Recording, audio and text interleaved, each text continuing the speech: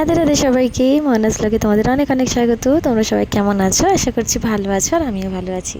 আজকে সকালটা লখনৌর মাসি বাড়ির এই ব্যালকনি থেকে শুরু করলাম। সকাল সকাল ঘুম থেকে উঠে বেশ ব্যালকনিটা বেশ পছন্দ হচ্ছিল আমার। ঘুম থেকে উঠে মানে আমি যে রুমে ছিলাম সেই রুমেই। তো যাই হোক, ওখান থেকে ঘুম থেকে উঠে আমি চা টা খেয়ে নিয়ে তারপরে বড় বৌদি বললো যে চলো তোমাকে আমি আমাদের ফ্যাক্টরি দেখিয়ে নিয়ে আসি। বললাম যে ফ্যাক্টরি, যতটা জানতাম যে বাড়ির নিচেই সব ব্যবস্থা আছে। তো নিচেতেই আমি ওপরে, যেহেতু দোতলায় থাকতে হয়, তো ওপর থেকে নিচে নেমে এসেছি। এইবার শুরু হলো এদের সব গোডাউন বলো, সব জিনিসপত্র রাখা বলো, মানে অনেকগুলো ঘর নিচে, সব ঘর। যেহেতু এখানে আগে নিচেই থাকা হতো, এখন ওপরে সবাই শিফট হয়েছে। তো নিচে যেরকম যেরকম রুম ছিল, যেরকম কিচেন ছিল, সব ওরকম অ্যাজ ইট ইজই আছে। শুধু সেখানের মধ্যে এই সব গোডাউন মতন, মানে সব জিনিসপত্র রাখা। সেখানে এই যে ওয়ার্কাররা এখানে কাজ করছেন। এখানে আবার এর সব জিনিসপত্র, মানে এইটা বানানোর যে মেশিনপত্র, সেই সবগুলো রাখা রয়েছে এইখানে। এই রুমটায় হচ্ছে গিয়ে তোমার কফি কাপ বানানো হয়। তো সেই মেশিনগুলো এই রুমটার মধ্যে রাখা রয়েছে। এগুলো যদিও আমি সামনে থেকে দেখিনি, শুধু শুনেইছি। তো দেখে বেশ ভালো লাগছিলো, অনেক বড় বড় রুম। আর বলছিলো যদি মেশিনটা চালানো থাকতো তাহলে আমি তোমাকে কফি কাপ বানিয়ে দেখাতাম। আর এখানে তো সবই হিন্দিতে কথা। তো আমি বলছিলাম যে বেশ ভালো লাগছে তো দেখতে, মানে এই ইনস্ট্যান্ট, মানে খুব ভালো বানানোর প্রসেসগুলো। তো সবার তারপরে আবার দাদারা বলছিল যে তুমি কি ওকে বানিয়ে দেখিয়েছো, ওকে একবার বানিয়ে দেখাতে পারতে। তখন বলছিল যে না, ওটা তো চলছিল না, ওই জন্য আমি আর বানিয়ে আলাদা করে কিছু দেখাইনি। এখন কফির মেশিন দুটো বন্ধ আছে, কারণ এই কাপের গুলো এখন বন্ধ রাখতে ওনারা বাধ্য হয়েছে। কারণ এই ক্যান্ডেলে যেসবগুলো যেখানে দেওয়ার থাকে না, সেই সব জায়গাগুলোতে অনেক প্রেশার রয়েছে দেওয়ালির আগে। এবার আমরা চলে এসেছি এই যে ক্যান্ডেল ফ্যাক্টরি, মানে যেখানে বানানো হয় সেই প্রসেস দেখবার জন্য। আমি দেখে খুবই আমি খুশি হচ্ছিলাম যে কি সুন্দরভাবে বানানো হচ্ছে, খুব ভালোভাবে।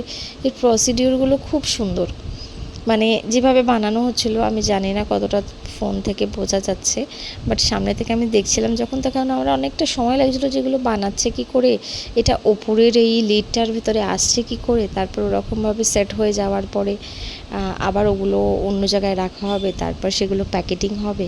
আর এগুলো যখন নিচে, যখন মোমগুলো যখন ঢেলে, যখন এর ডাইসগুলোর ভেতরে মোমগুলো ঢালা হচ্ছিলো, তখনও বেশ ভালো লাগছিলো। তারপরে ঢালা হয়ে যাওয়ার পরে ওগুলো না নিচে জল রাখা রয়েছে, তার ভেতরে চলে যাচ্ছিলো অটোমেটিক্যালি।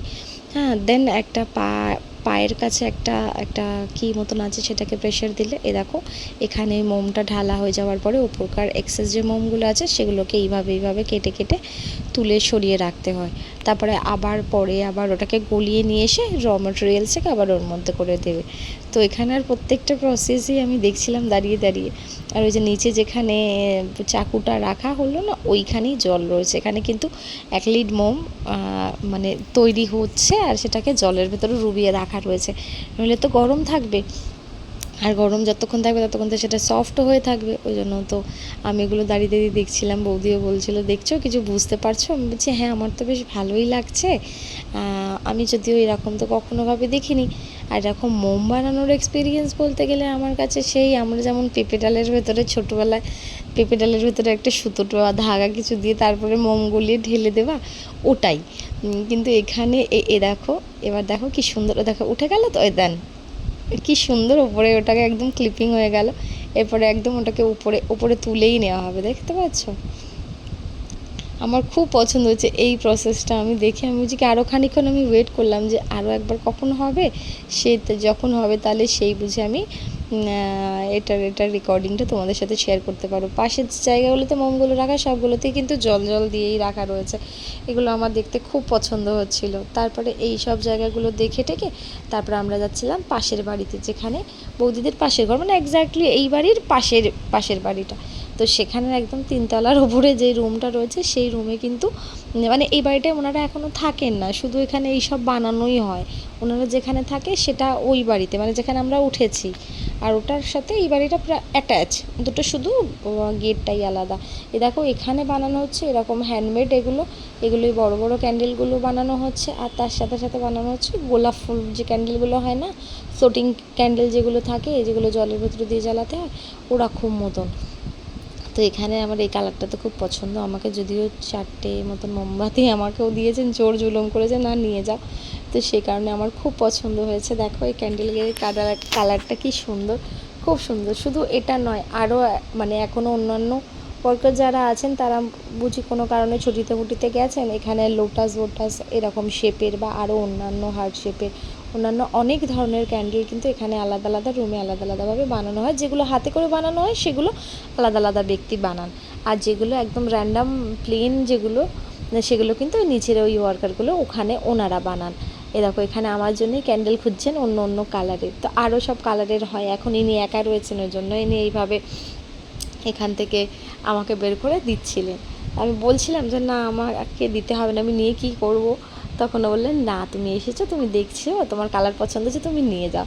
তো এগুলো দেখতে কিন্তু আমার বেশ ভালো লাগলো। তোমাদের কার এগুলো দেখে ভালো লাগলো, বা কারা কারা এই সম্পর্কে কিছু জানো আমাকে জানিও। আর ভিডিওটা ভালো লাগলে কিন্তু like, share, comment and subscribe কিন্তু অবশ্যই করবে। পাশে থাকা বেল আইকনটাকে প্রেস করতে ভুলবে না, তাহলে কিন্তু আমার ভিডিও শেয়ার করলে নোটিফিকেশান তোমাদের কাছে যাবে না। তো যাই হোক ওই সবগুলো দেখে টেকে এবার আমি টেরেসের ওপরে দাঁড়িয়ে চারপাশটা দেখছি।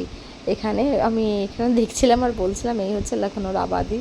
চারিদিকে দেখো কত কনজাস্টেড, মানে সব এখানে কেন, আমি গোরখপুরের কথাও যদি বলি, ওরকম সব ছাদের সাথে একে অপরের ছাদের সাথে একদম অ্যাট্যাচ হয়ে রয়েছে।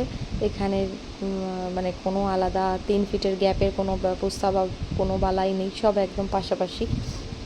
আর এখান থেকে দেখতে কিন্তু ভালো লাগছিলো, আকাশটাও তো সুন্দর ছিল।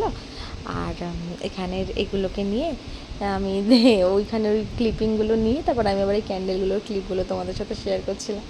তো যাই হোক আমরা তারপরে ওখানে দেখে ঠেকে আমি আবার এবারই চলে এসেছি, মানে যেখানে আমরা ছিলাম। দেখো এই বুদ্ধটা কি সুন্দর, চোখ বন্ধ করে রয়েছে, মনে হচ্ছে যেন একদম সত্যি একদম জীবন্ত।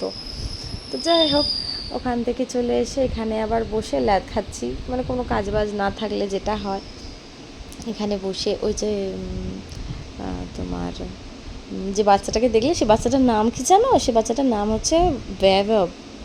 বাপরে বাপরে কী কঠিন কঠিন নাম। তো যাই হোক ওই বাড়ি থেকে চলে আসার পরে এবার তোমাদের সাথে শেয়ার করি এই বাড়ির ছাদের উপরটা। এই বাড়ির এই গাছটাকে দেখে আমার এত পছন্দ হয়েছে, ওই জন্য আমি ভাবছি কি ইচ্ছে চলো, আমি যেহেতু এই পাশে ছিলাম, এই পাশের ছাদটায় ছিলাম, একবার ঘুরে ওই পাশে গেছি ও গাছটাকে তোমাদের সাথে শেয়ার করব বলে। এখানে সব বেশ জবা ফুল গাছ, অন্যান্য টুকিটাকি বেশ ভালোই তোমার ছাদ বাগান বানিয়ে রেখেছে বড় বৌদি। এবার দেখো এইটা শুনছি নাকি মেসোমশাই লাগিয়েছিলেন গাছটাকে। বট গাছ, অশ্বত্থ গাছ আর নিম গাছ 3টে কিন্তু এক জায়গাতেই রয়েছে, দেখতে পাচ্ছ? অশ্বত্থ পাতা রয়েছে, বট পাতা রয়েছে, আর এই পাশে নিম পাতাও দেখা যাচ্ছে। আর একদম ছোট্ট মতন গাছটা একটা টিনের ভেতরে লাগানো রয়েছে। তোমরা নিশ্চয়ই বুঝতে পারছো আমি কতটুকু গাছের কথা বলছি, একদম ছোট্ট। আমার এত পছন্দ হচ্ছিল গাছটাকে, মানে কি বলবো, মানে একদম ঝাপড়ি মতন। আর মানে এমন নয় যে লিক করছে, দেখো কি সুন্দরভাবে হয়ে রয়েছে। আমার এটা দেখে খুব পছন্দ হয়েছে, আমি নিচে বরং গিয়েও বলছিলাম আমার খুব ভালো লাগছে। তারপরে এখানে এই যে নয়নতারা ফুলও দেখতে পাওয়া গেল, আবার এখানে একটা মাধবীলতা গাছও আমি দেখতে পেয়েছি, সেটারও আমি তোমাদের সাথে ভিডিও ক্লিপ শেয়ার করছি, দাঁড়াও। এই দেখো এখানেই দেখা যাচ্ছে, এই দেখো আমার এই গাছটাও বেশ পছন্দ হয়। তো যাই হোক ভিডিওটা ভালো লাগলে লাইক, শেয়ার, কমেন্ট আর